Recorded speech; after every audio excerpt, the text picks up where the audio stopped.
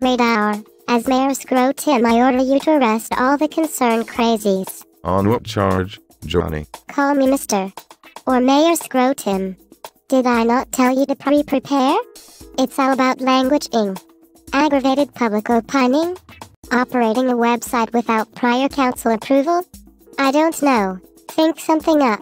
Well, I've been getting me some reports about a feller what is peeping at little childrens and old ladies in the bathroom, and are running around threatening folks and generally acting like a stupid asshole. Excellent. We can lock the bastard up for years. We'll see how brave these concerned nutters are with their opinions now. Who is it? The savage? The weirdo? The fat-ass whale of a veteran? Man, Jesus hates us some sick vets. It is whoever lives down yonder in the big beige house on the southeast side of the peninsula. That is my house. You stupid donut disposal. If you would leave the food fast and go somewhere other than the jungle, you would know that. Shit.